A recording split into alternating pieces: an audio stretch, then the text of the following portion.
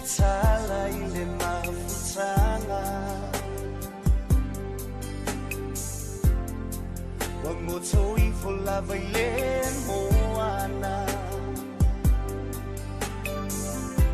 le manu fe ai sa tau lama lama ile wanga se mamatili ala e o te ai te a e loto i ai e te le ai o te tau mawhai o so alofa o te momo o i ai i titi a sili lele ai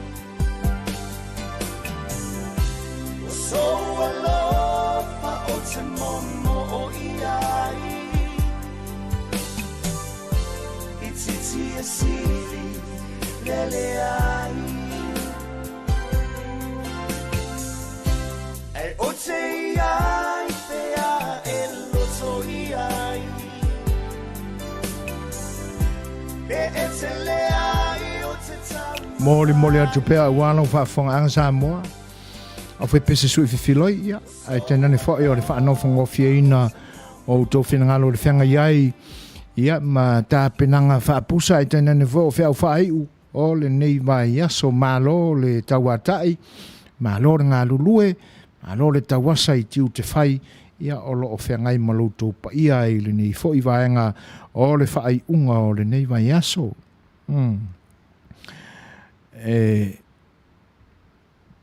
Fa malulua tua ono lo tu mau pea ia la uhekas mai tatou ono tatou no ti me fa tasi lava ile nei vaenga o le aso ia ai ia la papale la mai lava ma ono sai ia alu lava ia se manatu alofa mai o le uhekas mo tatou ia na tu mai tatou te sisiva ia mo tatou to ia i le tātou mawhitanga ma le tautua le si ufonga le tai au fau mo lo tau pa ia. To e 2 minute o na tā leo le tūlai malu. Leo e o le ngā kongua o nosi o le mea lo whatonu ale nā e te tauna tuu i kua i ngā kangaka whatu ala whapea i tau mawhainga o ni awala le lei e pui puia mai ai ni whawhita auli. Ioi. Ia. Ai. E ale tala fo ile anai to ina awane ngalo ia tātou. Ia. Awar so ngakanga ka keu. E matua i whiu le tangata. E whaiwhai ala kanga ika. Fo ngale e ke iaua umalonga ika i kalako inga. E sele oa o manatu to ina matangata mātutua. Ia o fese me va pe ka ai ka kiu. E talua ono ta. e fiulo ka mafau e whaawasenga po le alko inga ka e ka ua ka keu. Ia na te ia lea ua leise mea e tupu. O le matua matautia o nei tua inga whatunga upu. E makua i fiulo ka mafau e whaawasenga ngai haile solo muri e le whikau ia alu i au kafa e lea. E whaiwhai ake ua ku. Au le nganga tonu ale na mo meo ka whatu ala matangata fia whai manatu, matangata fia whai loto. Ia ini mafutanga tu whaatasi fo i lea e tau atia ese me lelei. Ia e ese ale me a ngai ai ma le tūlangi e whai a mio i whai seisi. Ia o kūranganga. Mana tua i lola le upule na ia vai a se dua le whae avi lelei. Ia se me alofa musio na au. Ia e whamai fo e kala ko inga. Ia alu e ka e ulsong ka keu. Ia mkwa e filia nea i o manatu po le alea to e ngā tae manatu e to ina tā ua tātou nuala le lima. Masalo la o ka keu lea o le tā ato i mea. Ia whatalo whātul whatismai o tumaita ia tala peili talo whalava lautofa Brothers of Foina ma lor so fo Manuia e lau sunga ia wao Manuia la waunanga mat porkalame ia Manuia foi Samoa mo le whaasausanga e le nei fiafi ma lo whaaftai so fo Manuia foi lau fionga le whalitua tala whaaftai le whaafeilua i mai whaaftai le mafuta mai o hana matautia sa o ai loa le vale se on sa i mai o hana se i ia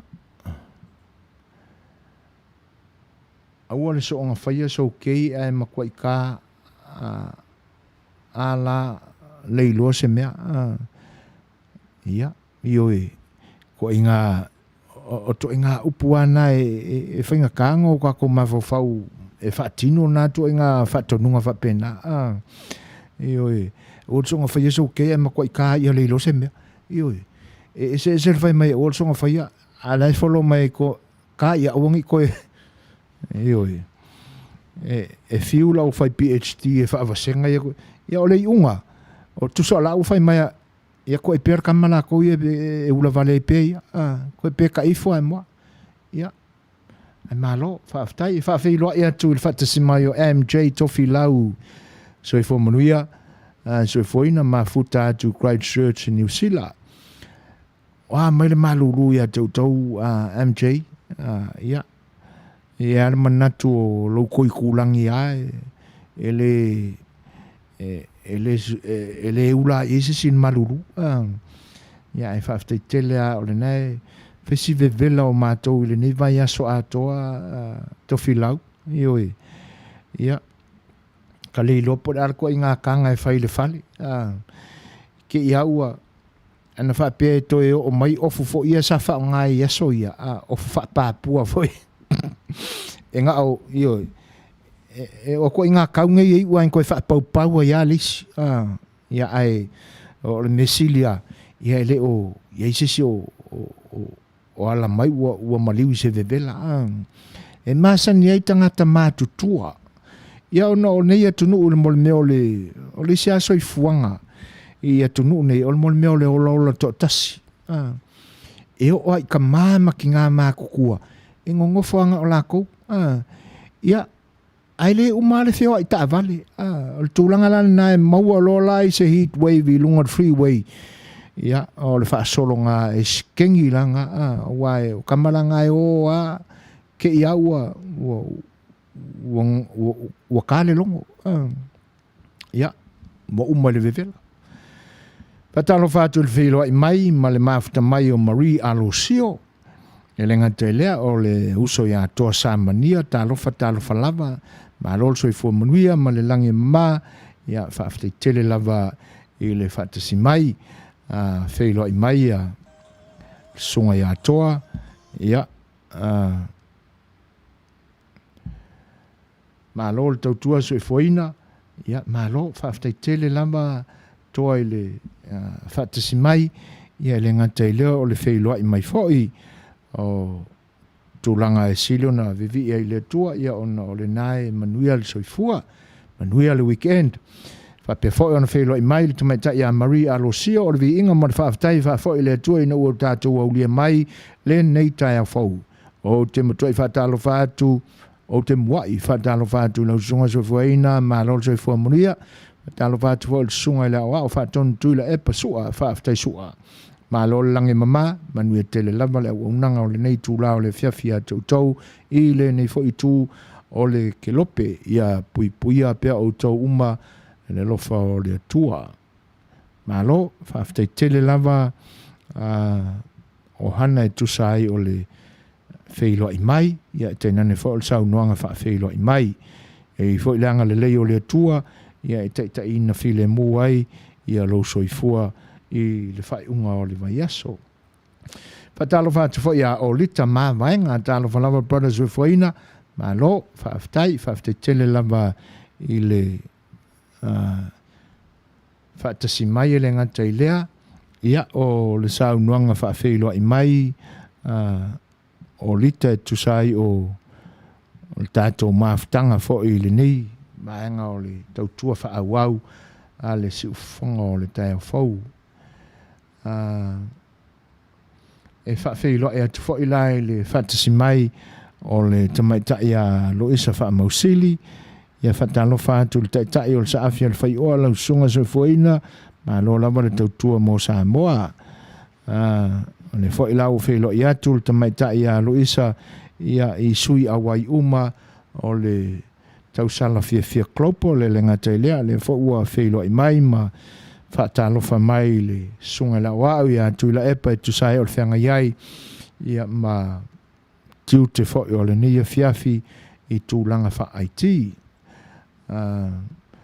O lita mawaenga mea lea iai ua vevela ua complain a malulu fo ua complain io e moni le leia ia e ne whapena o le soifuanga na o tātou telefo le masima ia ua tele tala i le masima ia a le ai fo se masima ia ua whapena fo ia ai o mea pi tātou te tua iai ioi e sa o e ale kala voile ia o le ai luangi kala i whaia ke ia o whaiange le kala i le maruru ia o tau matematenga lava o mea lava e whaapasi ai le taimi 7 minute te ai nei le tūlai 5 ia se e lakula se kako whaapasi kai mira.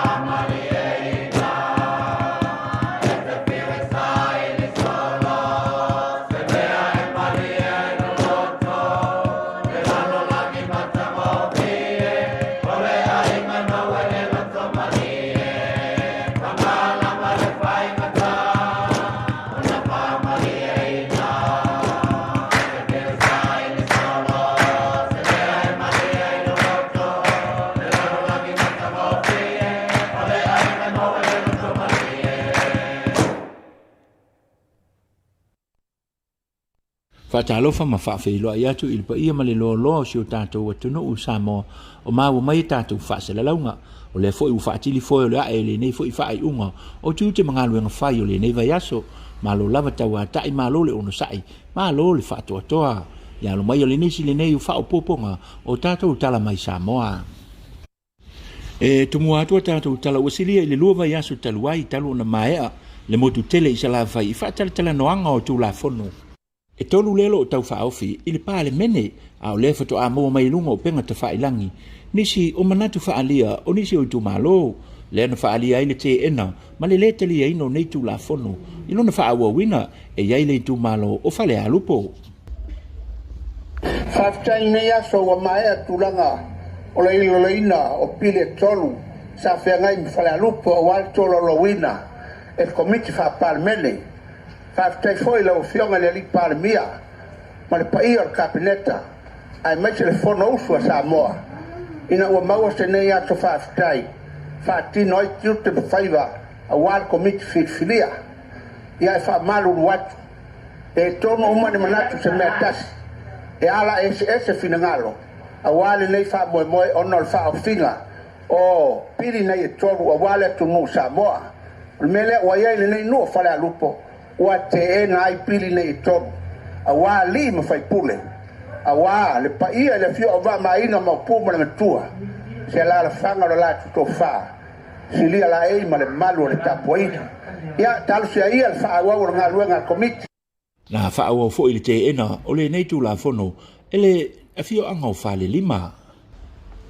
o le vaenga le ua iei nei no mato fo i a fio anga ia o lo mato ave ale mau o noi e le whaatasi o na whaatara no ina na mato fio anga ia tula fono wa uma na tasi fori tō whaama tau tūtanga i na mato fio anga wale fio tapa au ma whaarapena ia o talenga le fonga papa ia forsa tamal whaingama le maro le artaua ia o le lava i ta otoa i le ranga tonu le leia tula fono peo na iei nei pe ira le vaenga le iei o le mato te ena lava le toi sui o tula fono O le manatu lava le tasi, o le afio anga o tufu ta foe. o lea ua kasi moe na matonu na kou te keihinga la lea vaenga ma le anganga whaaloalo o se kai muri nga mua mai kala sarakua ia whaavelavi o le whakoa mako woko mai le whamoe ma si ui o le aso le la koe whongo e paa maunga vai o le asa kai ka tia mai ia whaakai kere rau o whionga le li palemia ma lau ka pengeka ia mai so sui usfongo sui mamalu sui o whiwhilia o le mauka fongo ma le nganga whaaloalo whaafitai Peitai, na o le afio anga lava o nei afu, mai le vaenga o le ala taua, sa la tau langolango ina le nei tu la fono. Whafonganga Samoa o le wei u le whamoe ia ma le nei e au tasi le nuo nei afu i le mea sa malanga mai ai e sui o le palmeni e tasi lava le loto nei afu ali ima fai pule awale to fai te pa au da ingo Samoa le o i le matua i malmanu ma le to fa ya mai se fo se fa utanga ma se moia ila o ingo tatiti manaia matua ia fa mai se le mamalu le ala tau o me uma sa o mai ma le palmeni le o manino le matol vai ma o talia fo i le fianga nei afu le fa moe e peo na malanga mai ai le taitai fono le mamalu o komiti i le nei asu ia ma le fa alo lava fa tai O le la wai tu mua nei, o lo tau mwhail komiti e wha mai aina. Nisi, o tu malo mai le tu se sae o polu. O nisi o tātou tala o le aonga tūlanga lua a Iesu le anga alofa. O se tasi le nei o a onga fau tūlanga lua, a le kale sia katoliko. Ma o lo au tau wina ai. Alo mwhanau, o lo lala fo impapa au i le vaenga o le atu nuu, i lunga i malo lo le lei.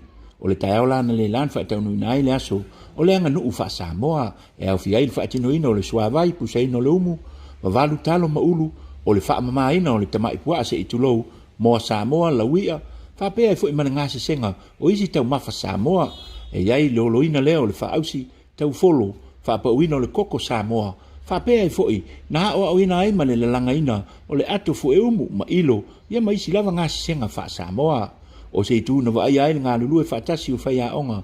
Ma mātua ma whanau, ale nei a onga tūlanga lua. na matua whaafia ina le whanau, i le nei aso whaapitoa o le anga nuu wha Samoa, ma e tele le au ngā na whaalia, e le whanau lo lātou i loa, ma le au ina o le whaatino inga, o le mautau mawha Samoa malona ngā se senga.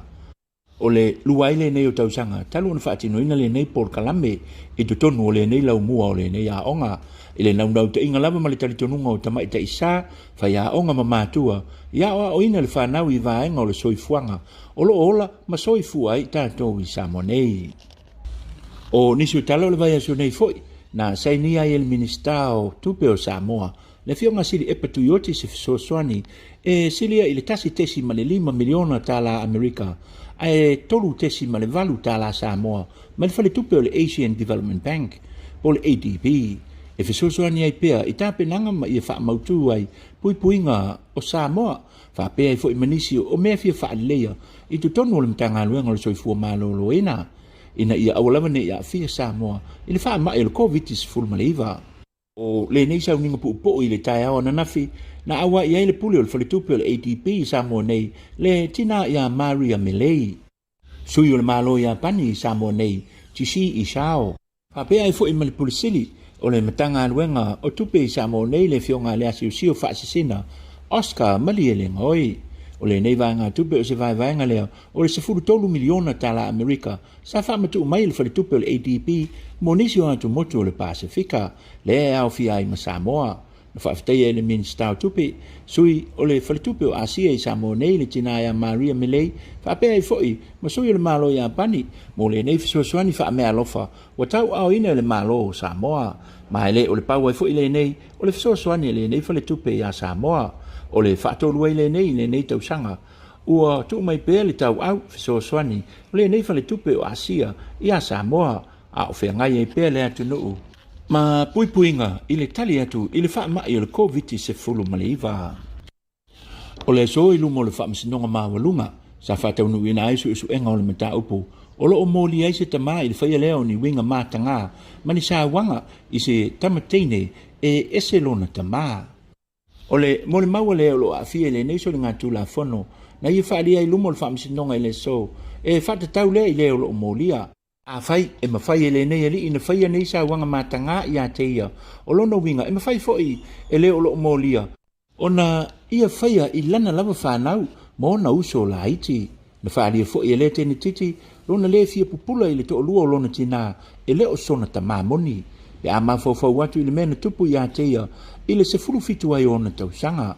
O le nei mata upu na tula i mai i le masino a perila lua afe se furu malevalu. Ma e tu sai malipoti, o le nei ali o lo fale pui matuli lona whaasalanga, i moni anga o le whaia leo winga mātanga, ma na tūla i mai, le nei mata upu, a o aso sa mai i tua, le o lo o molia i lona ainga, o lo whaawau pēr la sa i li linga masusu enga, a le whaamisinonga i le nei mata upu. O nisi o tala o le vai aso nei fo i lumo o taulumanga o le Parlemene o Samoa, ua tau fia ai le whaasalala winga tu sa o lea, o taulumanga o le Parlemene o Samoa, i lunga o le Facebook. Ua mafua le tūlanga o na le mafofau o manatua nisi wha alia i lunga o le Facebook e wha tatau lea i le Parlemene o Samoa. Ua i leila i le Parlemene wha pēa i fo i masemalienga a le susunga i le whelau tusi o le fono au whai tūla fono o le ana o le YouTube o le amwhai o le whaasala luintu sa o ai taulumanga o le Parlemene Samoa i le lumanai. O nisi o tātou tala o le vai aso lona tolu le nei, o le vai o le taamilisanga taitu fitu, whaavao malo le iuni la kapi e Samoa, ma o le sola leo lo whaatino ina ai le malai o le ACP Stadium, a le maalisi sangatu Iosefo, i loto pā, whaapea i fo i male api e Park Stadium, le nei taamilisanga lona tolu. Ma o tālonga pool games, le ua mai i le so, ma ua sau whanga atuai foi, au e valu pito i lunga, mai nu ese lava makalapu la kapi, i to tonu o le atu nuu, o au nei e valu e au fiaita alonga mua. Po rekora whaino mua o le ata alo ai, le taula All Stars, ma le uni la kapi a pia, ma le lulu mai vini mai ulutongia le pata. Ta alonga longa lua o le ata alo ai te patasi mai a le pata, ma rosa lote lupe siliva, mai sapa li il modu tele i salafai. Ta longa lona tolu po le quarter final lona tolu o la ta alo ai Manuia Lauli Lions ma le fale fast storm o le quarter final muli o le ata alo ele art constructions tamauli mai sale lolonga ma le au ale malisi sanga tu Iosefo mai lo to pa. O le ama faina mai moina e le manu le atunu nei ta'alonga i le Apia Park Stadium. La fai o te fo i mo tātou tala, Manuia tele le tāpu inga Samoa, whasoi fo ia, ma ia Manuia. Lo maua e lau tau whaafonga anga, ia, a o tātou mafuta le tau tua le siu fonga le tai o fau, ia le siu fonga fo i o le sui o le ni o unanga o Samoa le fionga ya tau wā lalo vi ta fua, ia a o moli atu o wā lau tau whaiva tāpua i Samoa, ia tātou tala mai lo tātou tunu. Ia le titi le nganga whaafitai tau wā, o le ni o unanga le tātou whalua le si Long Beach nei, vea ilo leo e whaima whonga tau moli o le sau whainga le si whonga le tai o fōi moli toi le nganga whaafitai, o na o le tau tua matawela, ia tau tainane fōi, le tau tua le whaalongolongo ti ngai lau o fionga, ia wana fōi le wha lau le leia ma le wha tinoina fōi o le au nanga i ni iona tūlanga e le leia atili ai si whonga o le tai fōu o le toilanga ang whaafitai ia tō ane manu mai le tātou tapa au le langi ia Manuia ai whaiva whai o le nei fōi vai aso lo whiangai marau fionga tātou tala soifua ia le vai aso lo manai ai ia tātou toi whei e fōi le tātou ngā ruenga peo na masani ai e whaafitai luas furumare 2 minute te ai neli tūlai 5 ioi ia ai to wahatu a tātou maaftanga fo i le ni vaenga o le aso tātou peselea ia tātou talatala noa la atili e pei tātou tala e peo na mai i le nei aso o wālau tō whaafonga anga Samoa.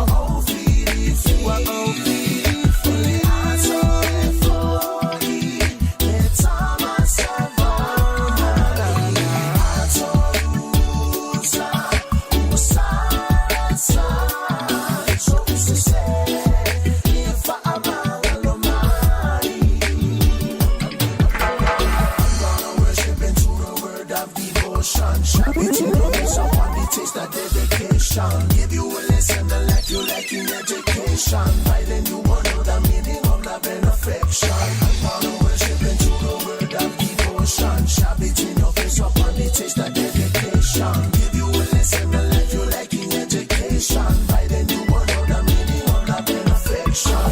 We so well offer, who are all feely. Only I saw it for you. Let's have a survive.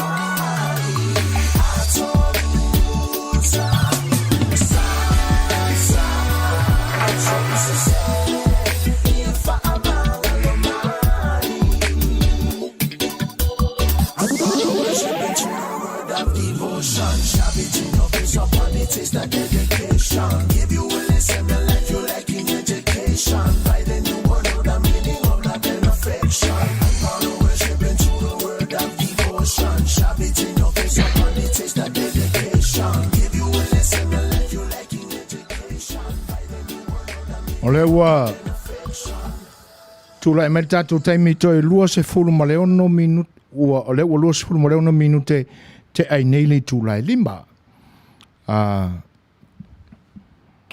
O le whinangalo o le sunga ia whata. O le mata lasi malanga le leo le atua soi fua. O ia whaasoa ina mai i lava mo i tātou awa noa e whaoloa tawa ina ai lo tātou malama lama. I fuafuanga whane tonu e ono a whaatia ma sātia ai le fōlaunga Samoa. Faufaunga. Whaoloa tawa ina ai lo tātou malama lama i faufaunga whane tonu e ono a whaatia ma sātia ai le fōlaunga Samoa. O se whaawasanga ina ia o nei tūlanga mua pule ai o le parlemene, supremacy of parliament. O lea ua tai lama, o lea ua tatai lama le whailoa mai e le parlemia, o ia e tai le maota lua, o le case a le NPI, ma se ainga ua lua se fulu ma le ono tausanga, talu o na whetō soa i whaapau tolo aloi, tolu tā ofia o le whaasalawina lai fono o le parlemene, o tūlanga i o whailo mai ai e le atua, nei pi onga ma nei si sipa ua tele na wā. Malo, whaaftai whata e tusai o tūlanga i e pe ona e whetalai i ai a wā i ala tātou mawhau lo loto pe i ai tūlanga o lo i ai la tātou whainga malo. Nei ai le tai au nei. Ia, a o tau wha uma fo i sau research sa whai u tapena mai ai mōle nei aso.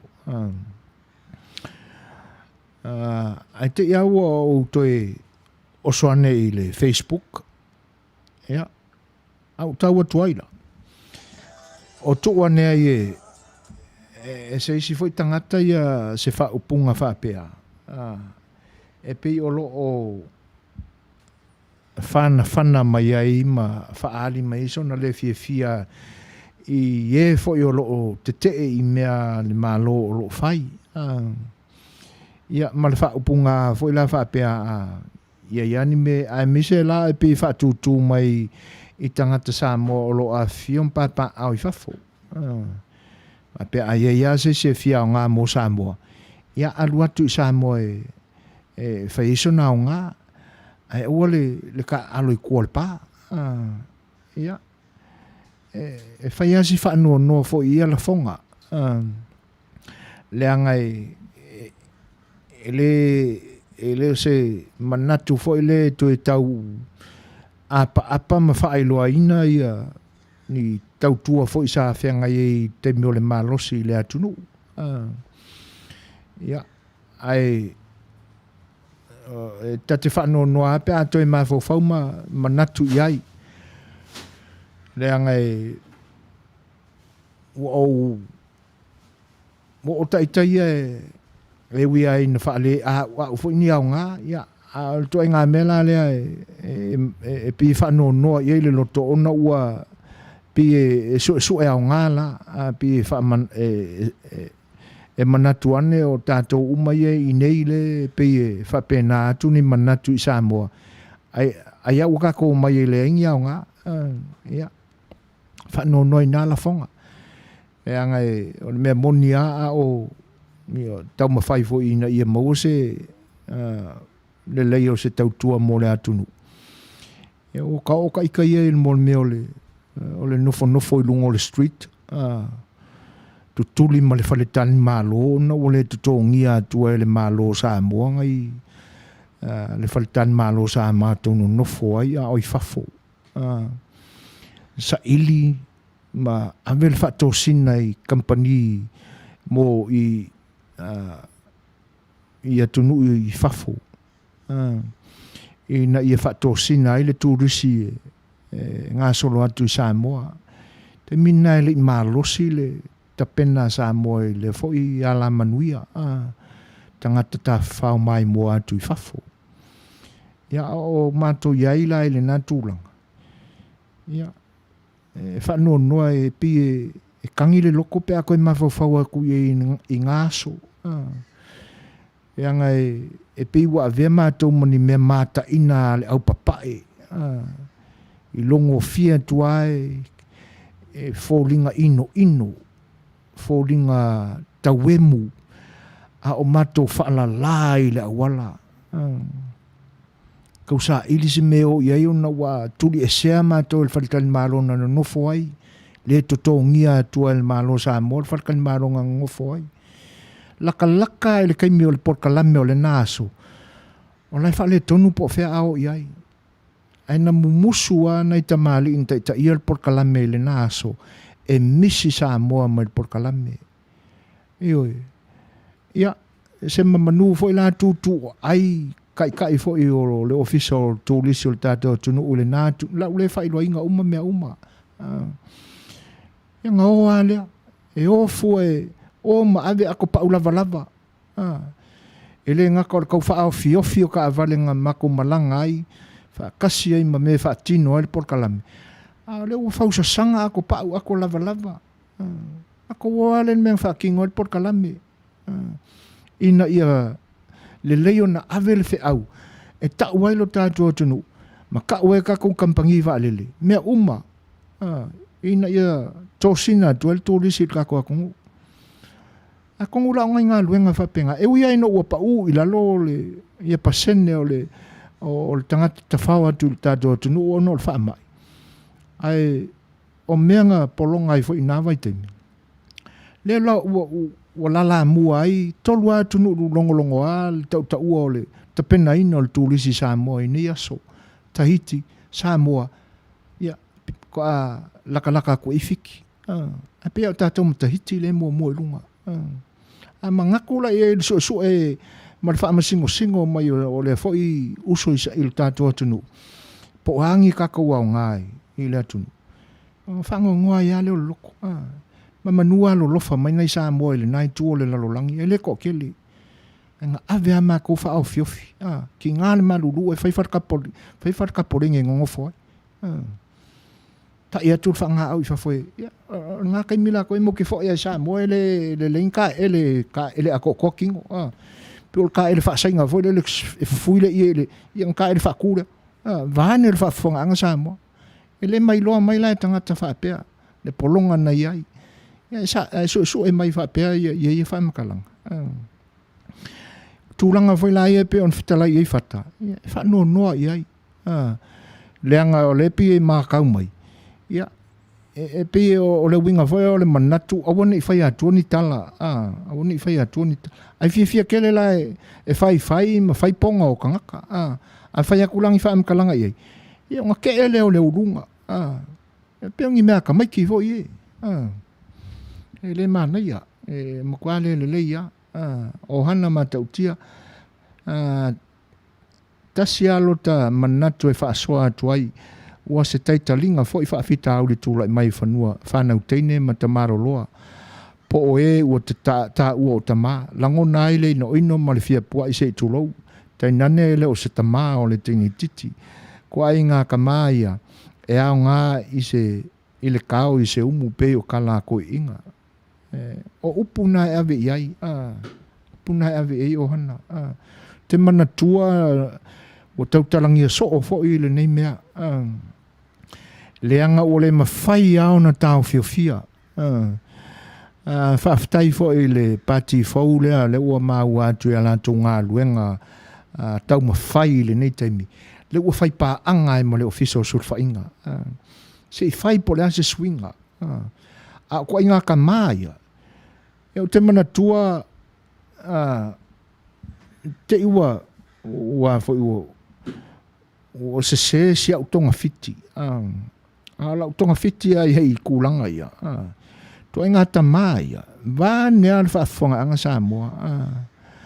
O lo ngutua ma le afi. Wa ka kaunga whaingi kui. Kaunga whaingi kui o kua inga ko inga ia. E lor ko inga wongo fafua ua le aisi a vā. Kui loa. Awa ni toi feo soi ane ni langona whatamatani. Kasi ale me au ngā e le mele whera i mai anga whaasau i whafol swa vai le au ngā. A ua koe whaia i koe ngā kūlanga whapea. Ia.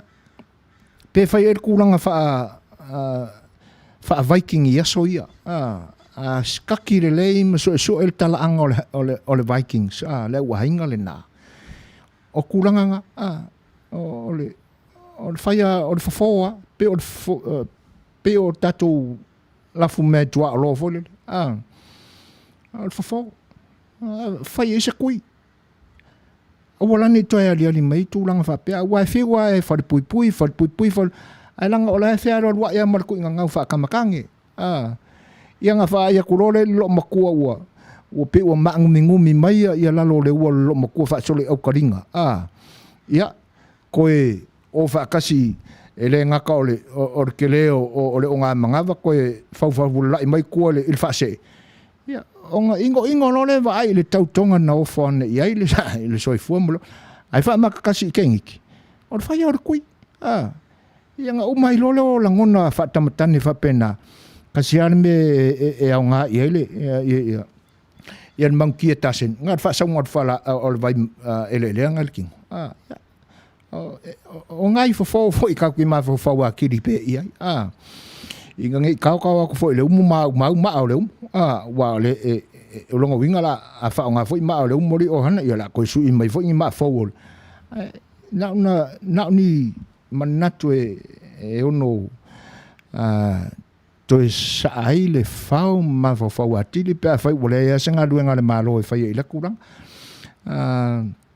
Tala peli talo fai ana o iloa ina tau te no fafua ia malo ia whalau nave peanga whapeo Amerika renga mango o mai ia ia mangu e whiololo i kele fo in maukangaka ia a lea nga ila ia kungu o e le aingi kau le aingi saa moa ia o e makau kia ia kuainga ko kongi aku e le a toa le leisa matou mai aso tala o kamalai o e misi lo le aso e kasi ave le fesili o lo le aso e afale aso e kuai mai ale e pauare mea o check out an fa maro si faf ia ngongo folo e o ka folo wala le trainer nga me nga ia io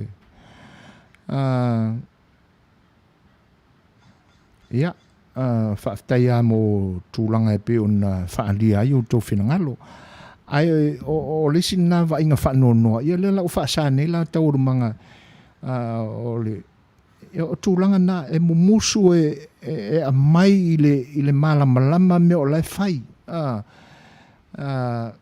e pia o kama ken kiki foi le o kanga e o makua o le tamatani a manatu e me la e ilona ma fofau fa penga umanga kama ken kiki la kiki foi o mingi fa kanga pingi laso eo na lulole fai langa kengi pi kaula malama mai is kengi ki o lungu kulanga fa penga ia ai tatu tapu ai pea tonu au fa fonga mai lo tatu tua lofa i lo kako oi mal kako polonga ia ingi mea wa li mai nei ona po tatu le se tatu pesele ia ona so ile ma tatu fa linga fa business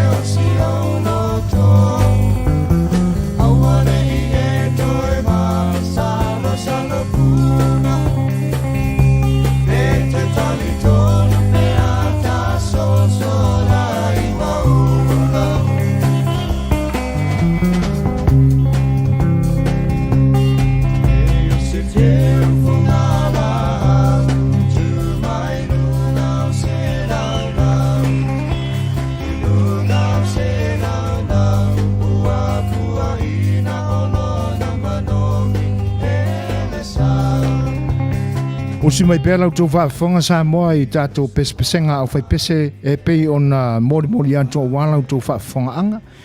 O lewa tūlai mai tātou teimi tō sa 45 minute o na tālea o le tūlai ono.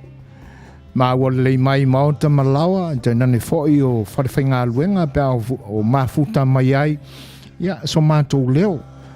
O se tautua fōi alo wharewale si o si uwhanga le tai o fōu, ona o le lango mai anisi foi ana o le atunu fatuina ni ala to pisinisi le nei foi ai o le company o le Sir Winston Funeral Services o se fale maliu I le Ayo Vallejo I le Bay Area e lata I San Francisco o tulanga o nanga fale maliu e pe on sila fia e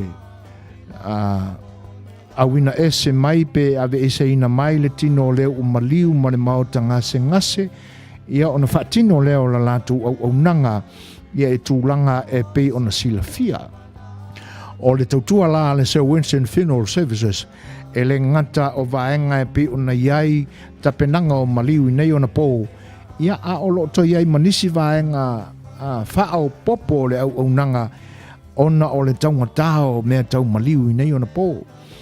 A whailawa o lo finangalo e whaaliu e fuina lo tino ia pe whea ngai fo I male cremation ia o tūlanga umana e whaatalitan no ina male tamaita ia luana nao a Winston ia male latu wharewhainga luenga ia a tonu a toa I fo ila male tapena ina o le latu package na o se wha avenga ia ua ta ua o le pre-need funeral arrangement e mawhai ai o na tutongi I masina te tasi se tino I tupe e te sila fia e ngā whatia ai ma mai a umai o tau sa uninga muli li soifuanga nei.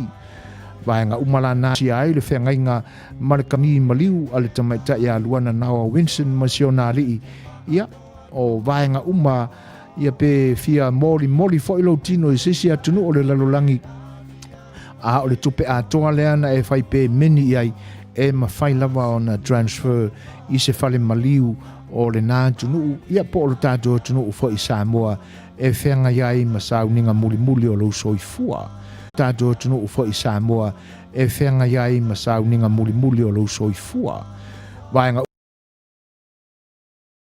o nanga le Sir Winston Funeral Services wala wane luana il telefoni o lato ofisa fitu o fitu ono lima lua tolu lima iwa.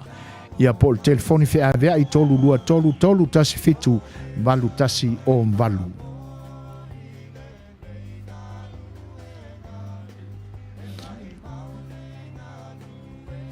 O le tautua ale fale ta vale ua taua o le performance oro sale ia I lalo le ta inga al sunga le pule ia aiki manda ia te maua ai ta vale anangata ta vale le lei ia ta vale o fausanga whaona po nei ia I lalo la o le ta inga al sunga ia aiki ia peia o se ali Samoa le sunga ia aiki ma lona fo ia nganga Suaswani I le tele o tangata e le amane e ina le sunga ia aiki manda ia pe whaale tonu o credits pe o le alama le tūlanga o iai I pauale